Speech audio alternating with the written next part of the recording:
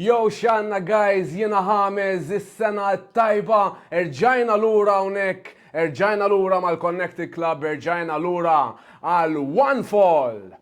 Illum suppost kelli dawd miegħi, però m'għandix idea fejn qiegħed, ili nistennih li sbaħ nofsija u ma nafx fejn qiegħed, so ġast ħanaqbad u nibda guys. So, inna ħafna ma narawkom guys, konna kemm xejn busy kemm jiena kif ukoll Bradley imma tgħodux tinkwetawna aħna qegħdinaw għalikom. Erġajna lura għal One Fall kellna episodju tar-Raw tal-bliħ. Erġajna issa bdejna, mhux erġajna, insomma bdejna għal fuq Netflix, fl-aħħar għandna wrestling fuq Netflix. Kien show tajjeb, kien show spettakolari, però qisu ma laħaqx l-expectations ta' kulħadd. So, ejja nibdew guys, tlaqna mal-ewwel bdejna b'segment fil-bidu fejn ovvjament dan huwa programm ġdid għal fuq Netflix, udjenza kompletament ġdida, ħareġ Triple H biex jispjega reġita. Ejja mela about time.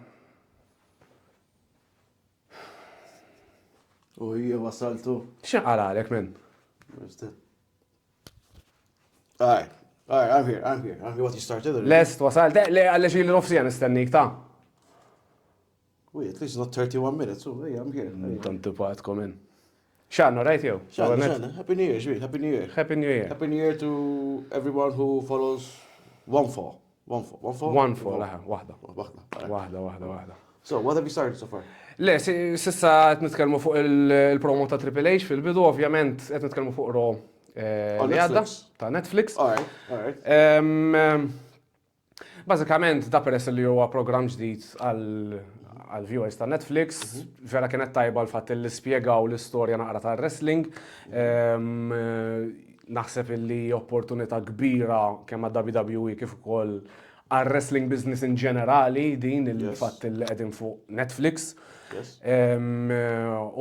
ħafna viewers ġodda, ġifieri tagħmel ħafna sens illi show minnu nnifsu ġie preżentat b'tali mod illi jekk inti fan ġdid tista' tifhem naqra x'inhu jiġri basically. But is the term right to say new fans or already existing fans have a new platform to watch the show on? Well, both.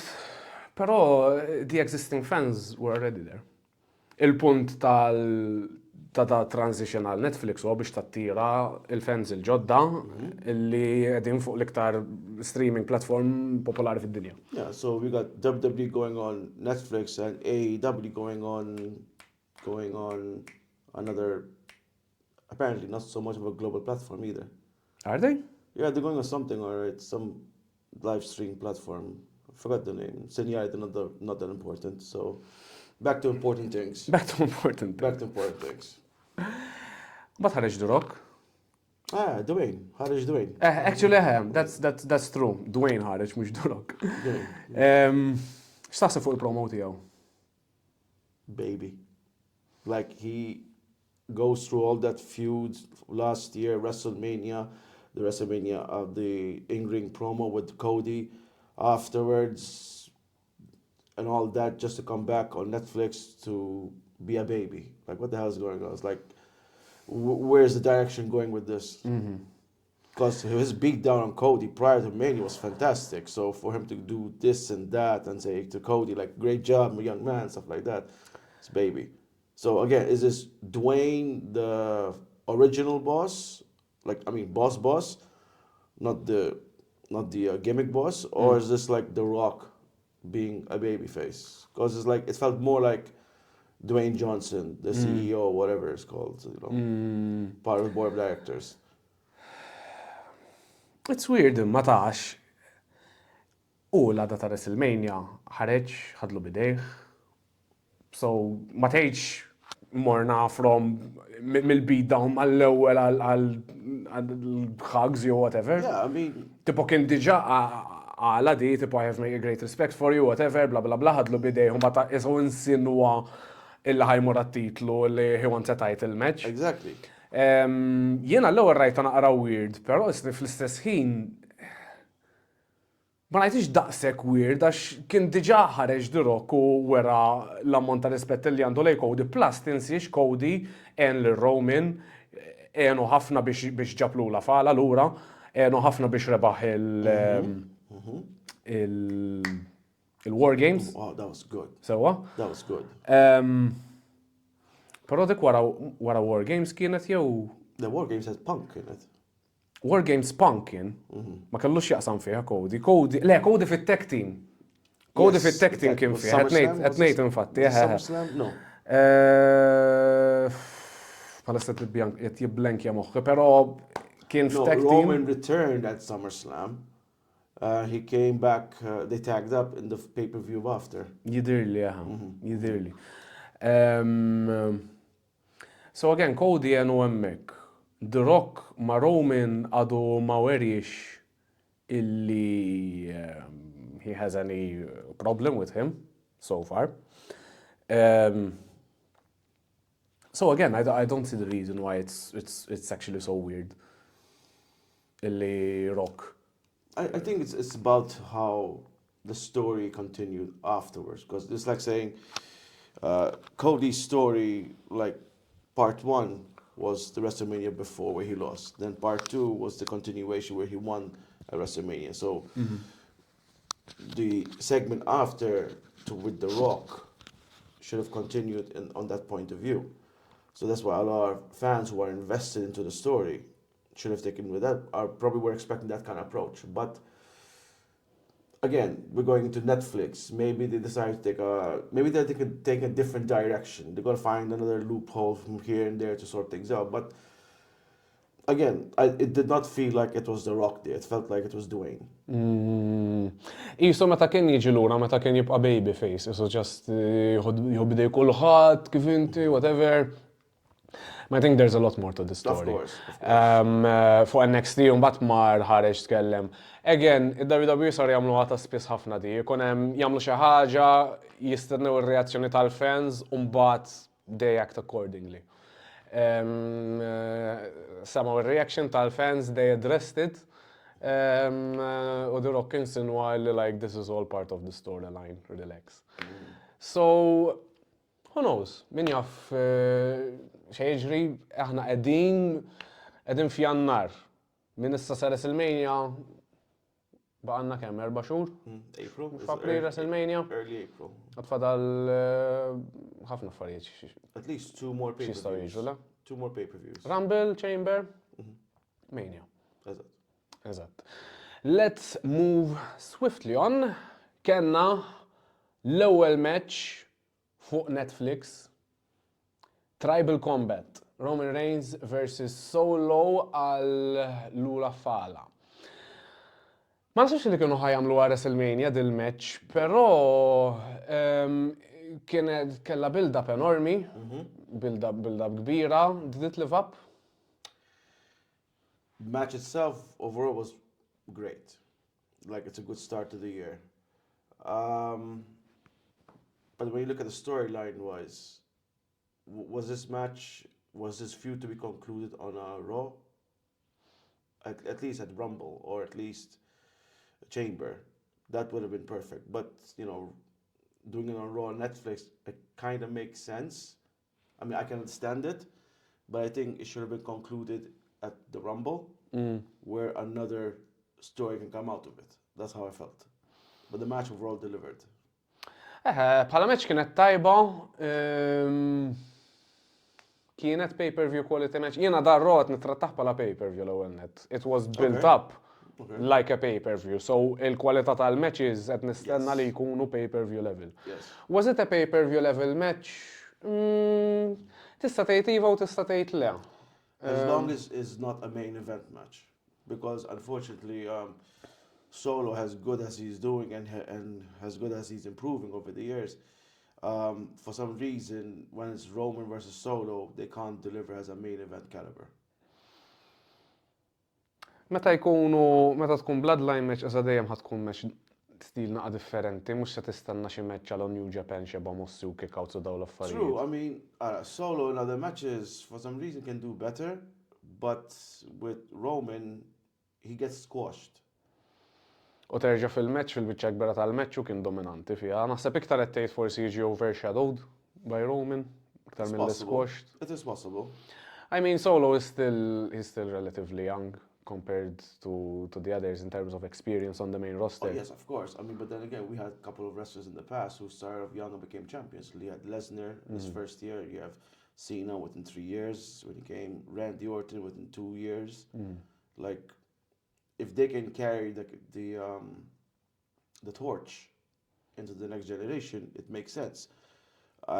Solo, I think right now he's at the stature where he's the heel to tease, but not to win. Jien naħseb għadu għat isib lilu nnifsu. He's getting there, he's really getting there. Kemm ilu f'dal-aħħar, kemm ilu sa 6 xhur waħdu. Mill-bidu sissa ta' meta nqata' għalih ġifieri diġà tara differenza enormi in terms of promo work, in terms of in-ring, just konfidenza. Però naħseb li għad fadallu xi tagħllem, għad fadallu xi improvja. Li taħdem għaliex mhux ħadd pa' Roman Reigns bil-forsa timprovja tkun naqa'. I think one of his best works was at War Games of Solo, like against the Bloodline fight, that War Games, because you have Solo as the main leader of the new Bloodline, but for some reason I believe Fatu overshadows the entire new Bloodline because he's becoming a character of his own. Anka ta' Matonga. Yes. Anka ta' Matonga, strandom ta' Matonga, but l-oħor, I love you Solo! Tal-ġem, man, tal-ġem. Sabu, mux in-niche, ma they found their thing. Yes. And it's over. Both of them are over. Yes. Liħor Tongaloa vera bil-kemmet jider, issa. U, man, mandomx zonnu. Jijatem biex jgħat il-numri, tafal xiex jijatem, tafal xiex tajjeb u kif kont semmejt darba ilu as a heater. Yes. Mux heater as in, illi he shines up the baby faces, basically. He can afford to look stupid, for example. U l-oħrajn ikunu iktar b'saħħithom. So I guess in that sense, tagħmel sens illi żommhom, però I think the true stars of the new bloodline are kif qed tgħid inti Jacob u ta' Matonga. Mela, rebaħ Roman Reigns huwa the tribal chief. U ħareġ The Rock biex jippreżenta l-Roman.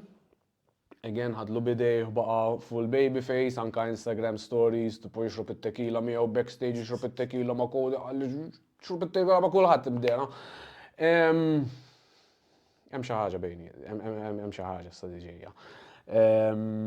Fuq SmackDown imbagħad ħareġ Paul Heyman u ddikjara lil Roman Reigns bħala entrant fir-Royal Rumble qal li Roman sejjer għat-titlu ta' Cody, però mhux hekk jiġri. I think you have to look at it this way. With a lot of stories that are being invested right now, this Royal Rumble is going to be very interesting. Ħafna. You've got Punk, Rollins. They're going to feud off each other for sure. It will continue for sure at Rumble. You got John Cena after his speech. You got Roman talking now about getting his title back.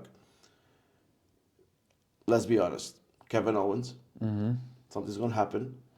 Kevin Owens għall-ladder match għattejt jew għal Rumble. Taħseb illi ħajkun fir-Rumble?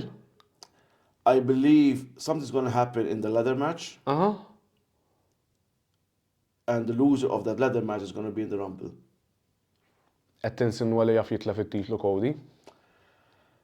It makes sense for him to lose it to Kevin, because Kevin's heel turn, I've said this before, I'm a massive heel Kevin Owens fan. What he does and his promos are top notch, and he deserves another title run. This time he needs to have a proper run as a heel as hell, because what he was before was different. It was under the Vince McMahon era. Now he's under Triple H era, and Triple H always gives him the freedom to be creative. Maybe it's too He's soon. not gonna win the main title, man. Maybe not off Cody. U mhux issa. Cody mhux ħajtlef it-titlu like at the Rumble, man. Cody ħajdefendu t-titlu f'WrestleMania. At least ħajħasal sal-inqas f'WrestleMania, man. Għaxi umbat kiku jerbaħ Kevin Owens, umbat where would you go from there għal-Mania, ġifiri rematch, Kevin versus Cody Mania? No. But then again, that can happen at Chamber. Okay. Then again, we need to see who's going to be the winner of the Chamber. Winner of the Chamber, Ara. I think we can all safely say that from these two matches, the Rumble and the Chamber, I'm a firm believer that Cena's going to be a winner of one of them. I'm a very firm believer of that. Yes. I think more towards the Rumble than the Chamber. Bil-maqlub naħseb. You think so? Kiku, from a pure storyline perspective, għandek tgħid l-istorja ta' Shawn Michaels meta beda jipprova jikkonvinċi l-Undertaker biex jitieħ rematch għal WrestleMania 26. Daħal fil-Rumble ma rnexxilux. He didn't qualify for the Chamber. He didn't qualify for the Chamber. Kull ġimma fuq Raw talment tal-kubtej qed jitolbu biex jitieħ il-match. Jidħol fit-Chamber and he screws Taker out of the title, giving Taker a reason to do so.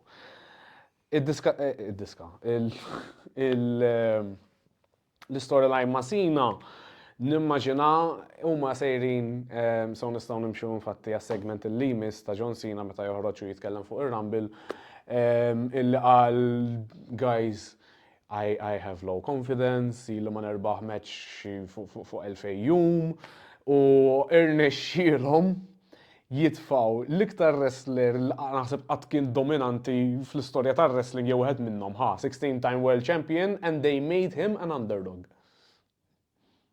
I mean, when you think about it, it makes sense. The way they did it, they made it make sense. Immaġina kieku Goldberg qed jiġi f'moħħi, immaġina jirretorna Goldberg u qed jipprova jagħmel l-istess ħaġa, il-fans ħajkunu waraj għax tipo l-Goldberg iħobbuh. Però isom mhux ħajħarsu leh bħala underdog għax tipo he's dominant, l-istess John Cena.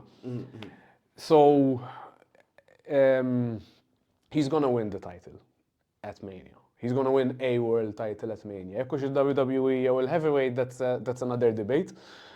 Jien naħseb illi ħajprova jmur għar-Rumble hemmhekk għandek opportunità enormi biex toħloq heel tal-ostja billi teliminaħ. Il-persuna li ħajelimina lil John Cena mir-Rumble ħajkollu ħid tal-bliħ, immaġna xi Dominic Mysterio men jeliminaħ. I wouldn't mind seeing that match. That would be cool. That should be mhux at Mania, that should be John Cena's first match back. Just like it was Punk's first match back in that house show. Okay. Jew kontra xi Xavier Woods, jew Kofi. They're new heel personas, hekk. I don't think they need to have a clash. At least one-on-one, no. Tag teams, all right, by all means, go for it. One-on-ones, no. I think Kofi's going, sorry, not Kofi, Xavier Woods, he's going in a good direction. They need to drop a title on him. He's been way overdue for that. Kofi, he had Kofi Mania, so back on the line. Naħseb dawk it-tnejn li qed jagħmlu huma ħaġa tajba jippruvaw naqgħu ħaġa differenti, ilhom baby faces issa fuq 10 snin, man. But then again, when New Day started, they weren't babyface, they were heels. They were like heels for 2 weeks, man. No, they were. Ma kienux damu heels. Of course. I mean, it took them. They were heels because, if don't forget, they were coming out helping Authority and all, and Vince McMahon beating up people as well at first. Ma dik vera ma kienux damu ta. But obviously, then again, New Day are good. They were feuding with Usos back then. Mela. So eventually those matches has elevated them to. Infatti issa qishom ħajprovaw jagħmlu l-istess ħaġa ma l-Usos face u ma heels jekk qed nara sew. Però għalissa l-Usos naħseb għal-Mania għal-jom jew xi tag team kontra Fatu u Tamatonga. Jien naħseb Mania dawk it-tnej ħajamlu xi ħaġa kontra l-New Bloodline. Naħseb their feud is gonna stay going on till Mania. Mbagħad Money in the Bank irrid nara l-Jey Uso as Mr. Money in the Bank. Would you be surprised he won't get it? I would be disappointed, not gonna lie. I think you are more likely to see Fatu getting that than Jay. I will tell you why. Storyline wise, they can work it with like Fatu gets it for solo, but then Fatu cashes in himself. But he loves solo very much. He could give it to him. That's a really good storyline.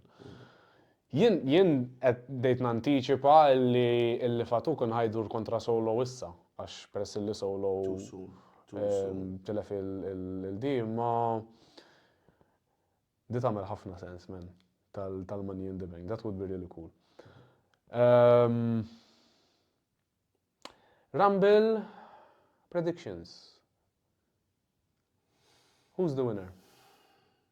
Sina kieku ma jerbaħix. Punk ħajkun hemm? It's a tough one, okay? Because if Cody and Walter are still champions towards Mania, Cody's direction, we all know where's that going. Which is? It's possible Roman, possible Kevin, possible Punk, possible Seth. I won't rule out Seth, Cody, and Punk in a three-way. It was Walter. The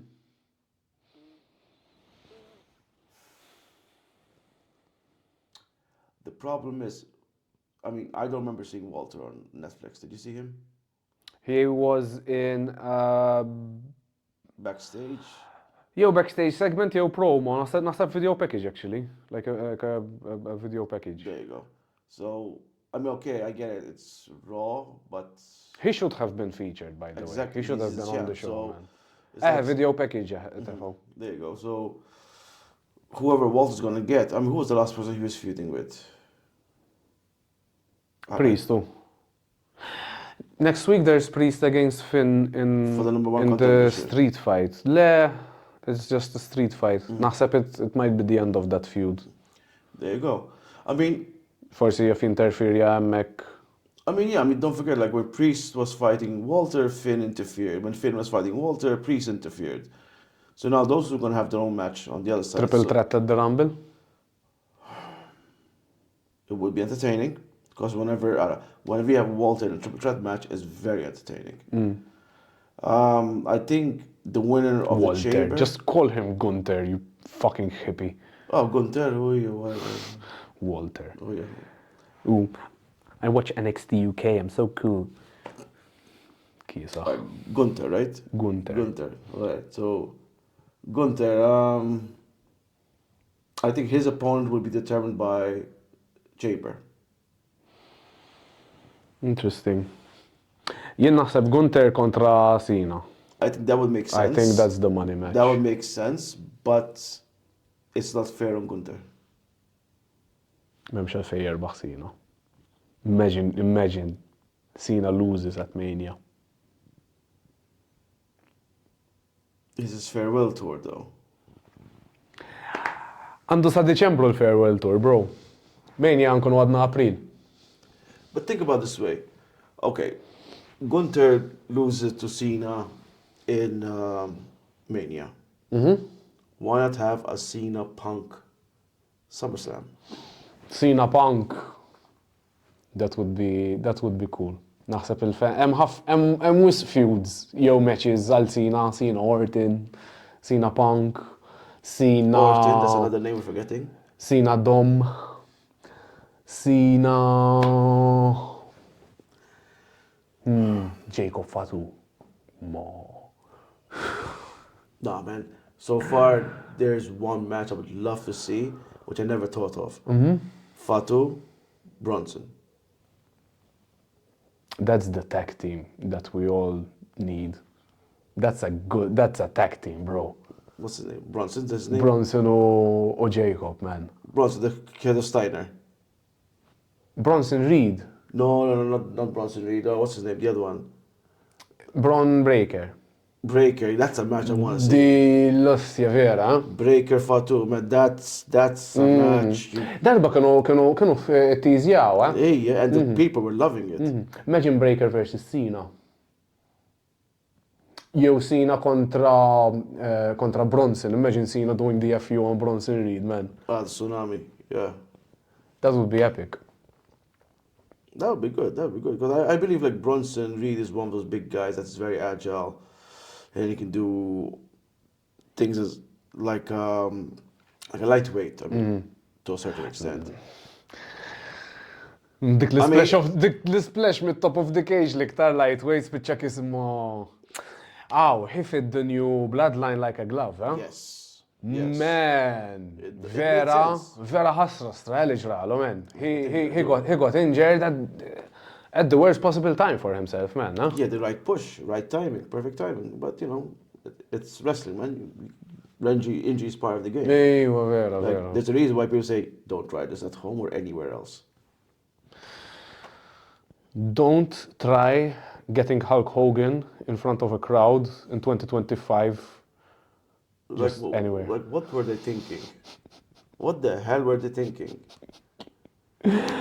That was hilarious. Even Jimmy Hart wanted to run away. Miskin, Jimmy Hart, miskin, man. Spiċċa.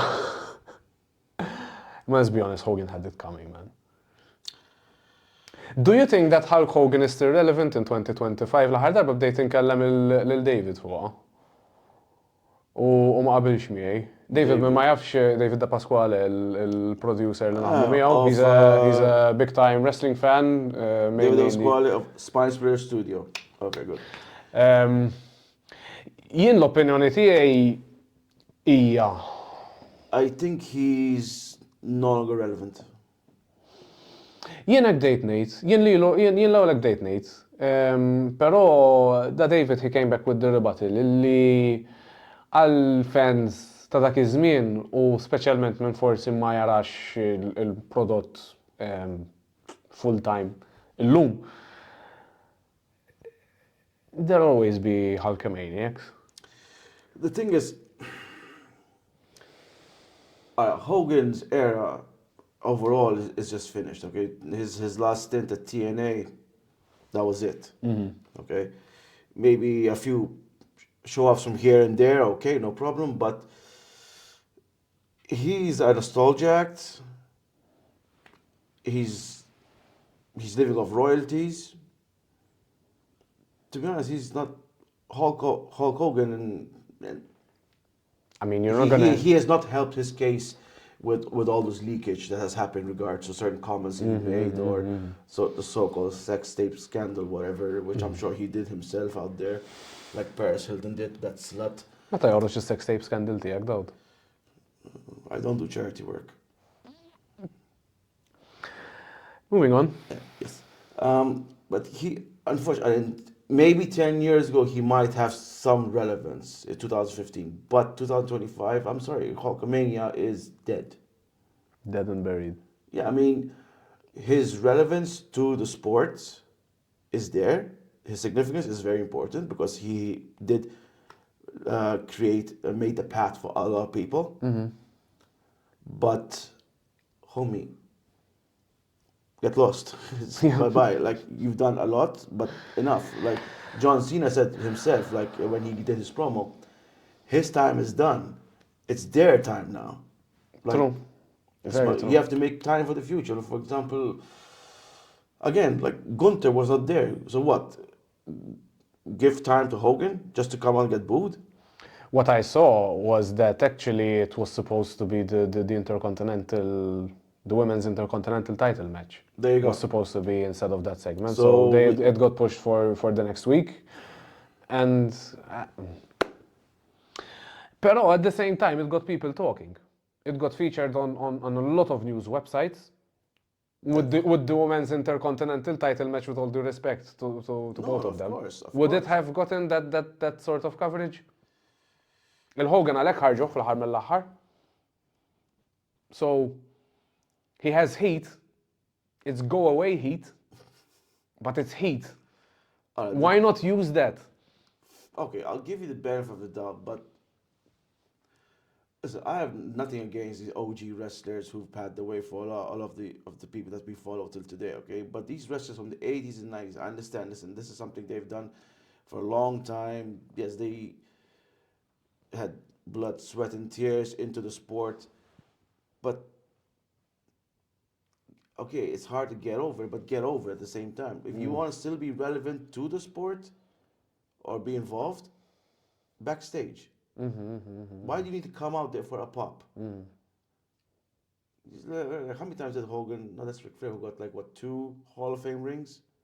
Yeah. 3. Flair Solo, Flair Horseman, Flair Revolution. Evolution, they went in? Okay. Naħseb. Issa ġej fid-dubju men. Evolution, that Triple H has 2. Kien hemm xi ħadd kellu 3, le? Not to my knowledge. No, 3, no. 2 maximum, yes. Ma nafx jaf qed inħawwad guys, jekk qed inħawwad skużawni, jekk m'iniex qed inħawwad skużaw id-dawd. X'kien hemm mbagħad, x'kien hemm? Kien hemm il-Women's World Championship match. Kien hemm Rhea Ripley kontra Undertaker. Le, Rhea Ripley mhux kontra. No, but afterwards. Ah, okay. That was a really cool moment. Rhea Ripley, new Women's World Champion once again. Mommy, breastfeed me. Okay. Mbagħad ħareġ l-Undertaker. Rolling. U pretty cool moment. Dew jgħidu li dik kienet pjanata għal WrestleMania u again pushjaw għal Raw. Dit fisser li l-few tagħhom ħad kompli. It's been dragging, man. I believe certain feuds have been concluded. It's been dragging. They're gonna still be on the same show. Imma ġifieri liv taħseb illa musta tkun trid titlu lura issa. But I think that the Tribal Combat concluded that feud. I believe Morgan and what's her name, Rhea, that has been concluded. The feud isn't over, imma laqqas tal-bloodline. No, but Komplew, now they have to go a different direction. They can't keep on dragging it. Alright, Solo mhux se jerġa' jġilla tal-lula fala, però Kos Solo xe għamel WrestleMania? Who? Solo. God knows. Tejti, le, Solo ħerġa' jiġi next week. Konna jillek jieħu break twila un bat jerġa' jiġi lura, imma issa ħerġa' jiġi next week, so. Unless the new bloodline moves over to Raw. Issa mill-da transfer window. Vera cool qed jgħidu la transfer window, actually mhux draft għall-Ewropej speċjalment minħobb il-futbol. Ma vera, stiex għabat jagħmel Solo, man. I mean, it would make sense if you think about it. Like, if the new bloodline can go to Raw, has a whole package, right? They can easily jump Gunther. All right. I mean, there is that tease going on that Gunther to be a babyface. Because he's having those promos with Kaiser in the back room, like, believe in yourself. He's like being the motivated speaker. He's trying to encourage him to become that. Ma Kaiser, it's normal li. Yeah, but High true, but they are displaying him as a good guy. He's like, when was the last, for example, like when Fatu joined Bloodline and he became the tag team champion, what did Solo do? I need you as my enforcer, give it to Loa. See, that's heel shit. Good guy shit, like, you know, come on, bro, get in there, get your stuff there, get out of my shadow, make your own shadow. These are all good things. I think that's more just the difference between the actual character of Gunther and the character of Solo. Gunther, eżempju, lil Vinci taħxeba u kaċċeħlem. That's very heelish. That's very Roman Reigns of him. I mean, it was Kaiser who did it. Ma it was Gunther who ordered it. True. Le, għansix li tamel sens li titfall Gunther bħala babyface, man. No, I mean, his prova character. t-puxjaħek bħala heel. Jien Gunther, minix konvint, man. Tipwa right, in ring, he's one of the best of all time. The ring general. Pero, is he good enough on the mic to attract casual viewers? Jiena sħabi li jaraw il-wrestling bħala casual fans dik li jgħidu li meta jaraw il-Gunter like they switch the channel. They go watch għallex Squid Games tista' tgħid jew ma nafx ma like jabżulu eżempju għax they find him boring. Jiena as like a wrestling fan and a wrestler inħares lej il-body of work tiegħu b'mod kompletament differenti versus xi ħadd casual. Jiena qed ninnota l-affarijiet żgħar li għamel il-match tant sekk ikbar li forsi xi ħadd casual mhux ħajjennotaw u mhux ħajjimpurtah. Then maybe it is relevant for Cena to win and feud with Gunther. To win the Rumble or the Chamber. To feud with Gunther would make more sense. I think yes. I think that's the money match for Mania. Cena and Gunther. Try to elevate Gunther as much as he can. Yep. Get as much heat as you can on Gunther.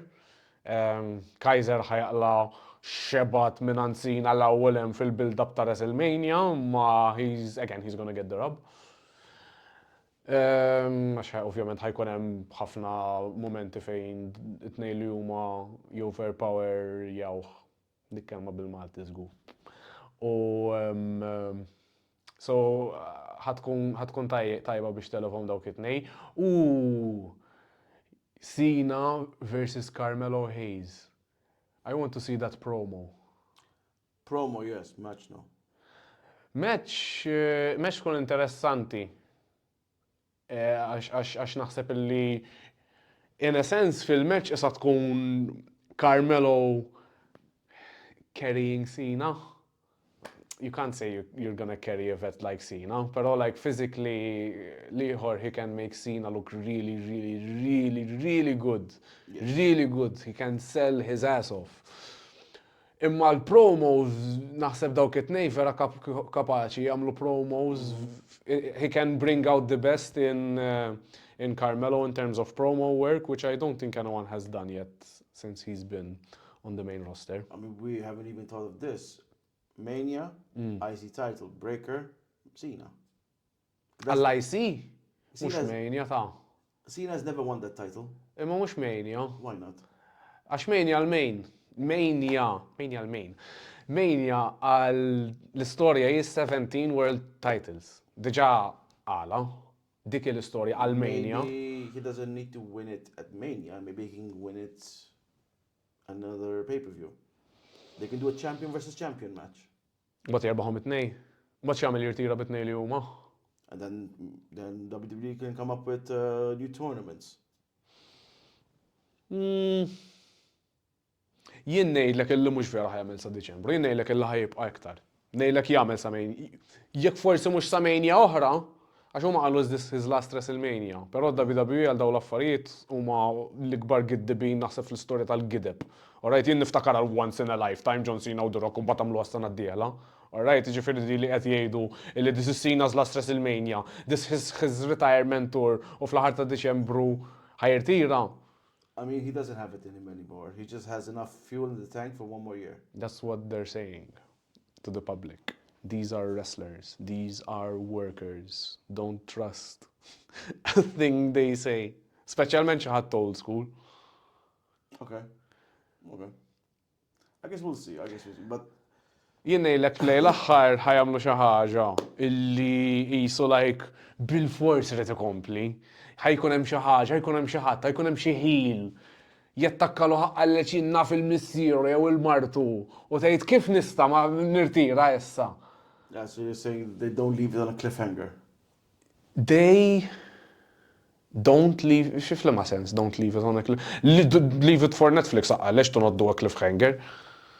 I mean, there's a lot of ways looking at it. I mean, we don't know. Maybe what could be like, I don't know, like in the next chamber match. Because you know they always do like some two kind of chambers, chamber matches. So don't be surprised to say one of the titles are being defended at the chamber, and seen as one of them. He could win it there. No, he needs to win the title at Mania, man. All right, fair enough. It's the big one. It was the biggest one of the year. Yeah, again, għax jekk jitlef il-title match f'Mania, that would be really good as well. Tista' tgħid dik l-istorja l-istess storja li qalu b'Cody u Roman fl-ewwel match tagħhom. illi suppose the big match and he fails. U tgħid dik il-comeback story, imma mbagħad m'għandekx dak l-istess ammont ta' żmien biex tgħidha dik il-comeback But the thing story. is, like, Cody, it was his first WWE title. I mean, this is seen as 17th. After 2,500 days of not winning a match.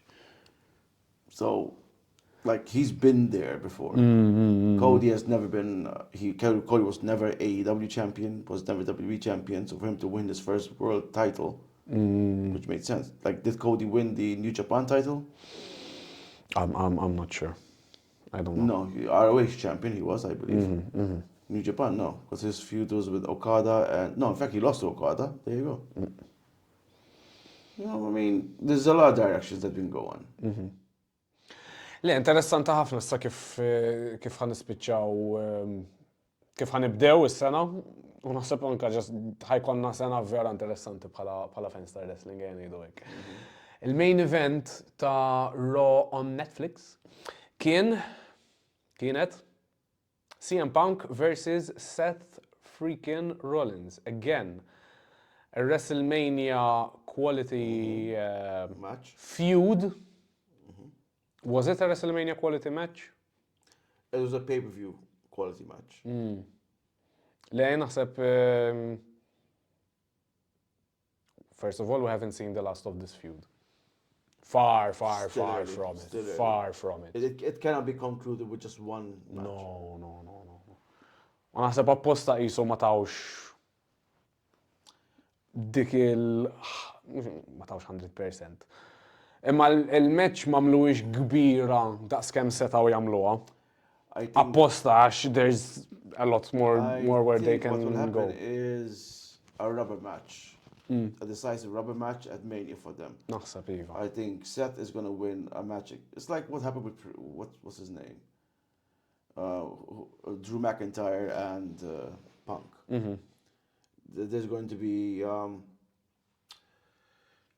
Punk will lose the next match to Rollins, and then it'll be a rubber match to be decided at Mania. And that's how it's going to be concluded between them. Aha, xi tibta gimmick match. Although,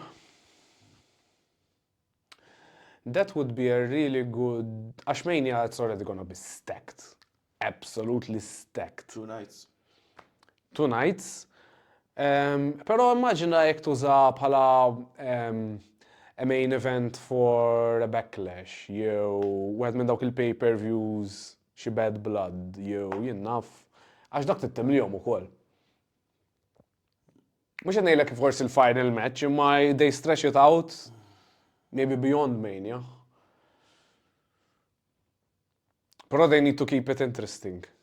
Of course. That's the challenge. Issa set ħareġ għamel podcast ma' Chris Van Vliet, u again reġaq bat jaqla l-ħara l-Punk, so ovvjament ħajkomplu il-feud.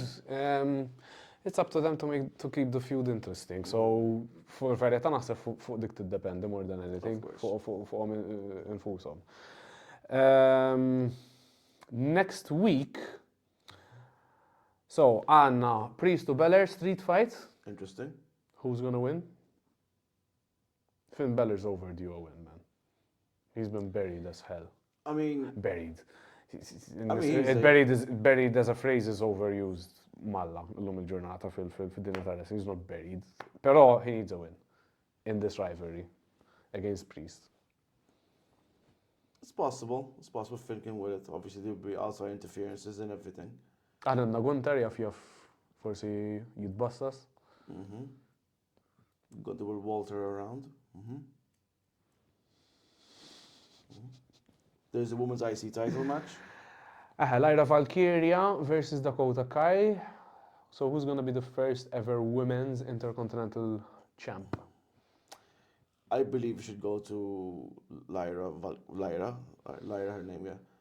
Jienek naħseb ukoll, għal-bidu vera ma kontx convinced. Like, her mic skills are non-existent. I mean, she's a super baby face. Yeah, but like I never heard her say one interesting thing on the mic. Pero, in the ring, she's phenomenal. She is amazing. Amazing in the ring. And I think that alone would make her a very fitting first intercontinental women's champion. Because Dakota Kai, unfortunately, she's injury prone. Dakota mux maħqix u kol ta' pero Lyra ġast dal-axħar vera impressjonatna ħafna fil-ring u naħseb vera ħaqqa. But please work on your mic skills, please. She's still very young, so I'm sure that she can get there. Penta, man, kem fucking rittu jkun fuq Raw, man. I don't want to see him on Raw. I want to see him coming in the Rumble, his debut. Ila, It makes more sense. why? It's Rumble. He comes there, he gets to eliminate a couple of people, he has his moment of shine. Obviously, he'll get eliminated. But him coming to Raw, Għara kif għamlu għessa, għamlu għawis ovvja. Tipo l-ħor ħareġ ġet Cable għal, tipo I'm gonna be facing a luchador next week. Triple H ħareġ fil-presser, saqsew, għallu l-għom min taħsbu li ħajkun. So this all makes me think that it's not gonna be Penta. Laqt jamlu għad daqsek ovvja, ħajkun hemm xi tip ta' swerve. Jien li qed nimmaġina huwa li kulħadd qed jistenna l-Penta u mbagħad joħroġ Ray, però jekk qed tagħmel hekk, Ray's gonna get booed like fuck. Dragon Lee. Dragon Lee's gonna get booed like fuck. Anyone that comes out that isn't Penta. Min kien qal? Ijwa kien hemm xi ħadd qal. Immaġinu joħroġ R-Truth li besta luchador, man. That can work. That would be funny, man. No, Tipo no. joħroġ jaqla xeba u mbagħad joħroġ Penta jsalvaw. Jien ħaġa qed nimmaġna li n-nisa jistennew il-Penta, ħajjoħroġ xi ħadd li mhuwiex Penta, ħajkunu diżappuntati, dal jkun ħajaqla xeba minn American whatever, she's jisimhom illum. U mbagħad joħroġ Penta to make the save, big surprise, wow. Unless Penta is a heel, which I think he should be. Penta's much better as a heel. I mean, you can't really say if Penta's a baby face or a heel. Penta's Penta. Penta's Penta. Penta's Penta. Pero as a heel, like a really dark heel feuding with Rey Mysterio. I mean, I remember seeing their matches at Lucha Underground, Penta and Ray. Nice. Nice. Penta versus Chelsea Green. Why is that in the mix? Lucha Underground. Dik ma rajtix. I just remember him fighting the Kellu kontra Lotus Triad daw, yes, that I remember. the three Asian chicks, Yeah. including Io Sky, which is and Kairi Sane. I'm not sure if Kairi Sane was part of that, She was. but mhux ħammerik. Which was amazing. U kellu one-on-one versus Chelsea Green, man, before she was Chelsea Green, ovvjament. Really? Mela, man. It was insane. Insane. Chelsea Green. Yes. This Chelsea Green. Yes. That's always screaming her eyeballs Bro, out. she's extreme malla, man. You know how many crazy weapon shots and bumps she took over her career, man, in D&Ds especially. She fully deserves the US title, man, based on all the sacrifices I she just made. know the relevance of Chelsea Green is in WWE and because her partner is Matt Cardona. That's what I know. I didn't know about her before. Dik kienet deret fin ring segment fi 2010, jew 2011-12 fi żmien The Authority. Kienet qalet xi xeba mat Nikki Bella jew xi ħaġa hekk jew xi bit slap hekk. Okay. Darba Okay. niftakar. Ma interessanti ju. So Penta next week, qed jgħidu li Becky Lynch taf tiġi lura kien hemm min qed jgħid li anke kellha tkun fuq Raw on Netflix. So that being said, probably forsi tkun fil-Rumble, in-return. Anka Charlotte bdew jgħidu li taf tiġi lura dal-waqt I think fuq those SmackDown. two. Tagħmel sens Those iżomm two will be Rumble. back. Those two will be back at Rumble. Naħseb la at this stage might as well tistenna naqra sar Rumble. Xi affarijiet żgħar, new champions on NXT, Oba Femi, what he said, and Julia as the new The women's champion. men and women's She was in Japan, champions, respectively. She was in Japan. Because when she debuted in NXT, I'm like, everyone's screaming, yeah. I'm like, okay, another blonde. I like blondes, by the way. Proset. Okay. She's a Japanese blonde. She's a unique individual. I like She's a really top wrestler. She's I'm looking forward to seeing what she can do on the main roster. Me too. Tipprovawx. So, guys, aħna, issa sarenna l-ħina u bro, daqtiġu naħseb jaħtfuna. Qabel dal-programm saqsejnikom għall-opinjoni ta'kom dwar Raw on Netflix. U kenna xiftit kommenti minn għandkom, so ħanaqrawhom kif edna għal kulħadd. Kenna l-Andres Ammit illi għalna can't do too much. As well with the Rumble around the corner. Ovvjament tjejt li ħajżommu l-ikbar feuds u l-ikbar matches għal Rumble, avolja jisom kellhom jippuxjaw ċertu matches minn WrestleMania għal dan ir-Raw illi tagħmel sens ovvjament għax tittattira n-nies b'xi mod. Però tittieħu l-Rumble into consideration. Of course. Kenna wkoll il-Mattias Buzuttil għal overall kien xogħol tajjeb, jien ħassejt illi kien aktar għal first time viewers illi ħaġa raġunevoli meta tikkonsidra li kien l-ewwel Raw fuq Netflix, naqbel miegħek Mattias. L-unika ħaġa li ddisappuntatni kienet kif ġie preżentat The Rock illi m'intix waħdek Mattias. Għaw ħafna illi jaħsbuha bħalek. Again, let's wait and see. Let's give them some time and see what they're gonna come up with. Il-fatt li kien ħareġ dik wara War Games kienet meta kien ħareġ The Rock. Le, wara tech team, wara dik it-tech team match ta' bej Cody, ħareġ tipo 3-2-1 u ħadd ma jaf x'rid ifisser bija, għadna sallum il-ġurnata ma nafux hekk hux. Għax ma ħallsux ikont ta' dawlu, 3-2-1, lights off. Wow, mela din ħal-balzana, ħna jew. Għalli minna xar, I don't know about balzana. Essa xar ta' he's moving up, guys. Anyways, dak kien episodju ieħor ta' One Fall. Nirringrazzjaw lil Connected Club ta' dan il-post tal-ġen. Nirringrazzjaw lil Burgers Inc. sponsor ieħor tagħna kif ukoll Ford Fitness. And that brings us to our next giveaway. Guys, we are holding another giveaway. Għanna giveaway oħra. Min tixħatti jomlom int, ħajtu jomlom Ford Fitness. Min rrit subscription għal Ford Fitness jgħidilna min għandu jkun l-opponent ta' John Cena f'WrestleMania, guys. Ejdunna fil-kommenti, rridu nisimawkom, rridu nismaw l-opinjoni ta'kom. Guys, jena kont ħamez, dawt kan u dakin episodju ieħor. There is more. Make or break, man. Make or break. How could I forget? How could you forget? They stripped us of the titles, Dawd. They stripped us. Let's address this actually, guys. Yes, so Jekk win l-aħħar event ta' Pro Wrestling Malta kon erbaħna il-PWM titles, il-PWM Tag Team titles. Umbat xar wara basically PWM kellhom show ieħor iż-żurriq fejn jiena ma stajtx nattendi. I had a prior engagement or I couldn't get out of it.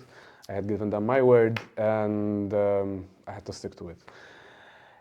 The consequences are that PWM management has decided to strip myself and Jack Wynn of the PWM tag team titles. See, the thing is, you would not have these issues with the standard, you know what I'm saying? Because standard, we always oblige the little people and we always have title defenses. We do that all the time because wrestling is our main bread and butter. We don't do crap like other people, win titles by cheating and then not show up other events. But that's a different story. So what you guys are going to do now? We didn't cheat. Who cheated? That's a different Who segment. cheated? That's, Okay, that's listen, a different segment. listen. That's a different As I was saying. As you were saying. So, I apologize to Jack Wynn for not being able to fulfill my contractual obligations. Jien naċċetta d-deċiżjoni tal-management u again, I look forward to winning the titles once again alongside Jack Wynn.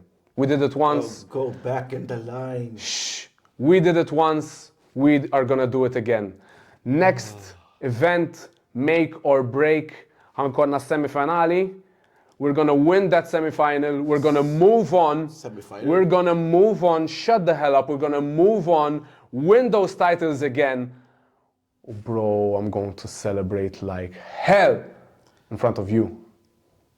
First and foremost, the only celebration that matters is like something similar to Edge and Lita. That's the only one that counts. But it's a PG show. Second of all, how can you be in semifinals? You need quarterfinals. You need to qualify. No. Yes. No. Yes, it's a tournament. We qualified. لو أنا ربحني So I think that's qualification material enough. So regardless, guys. Monte Cristo Estate, 1st of February, is it? 1st of February, Monte Cristo, guys. Taraw il-poster bħalissa. Issue tickets pwmalta.com. Nista' nispiċċaħ il-programm issa Dawd, lest? Sure. Żgur? Għandi l-permess tiegħek? Okay. ħatlu l-mic, guys, ma jistax jitkellem iktar. Jiena Ħames, Dawd Khan, u din kienet One Fall!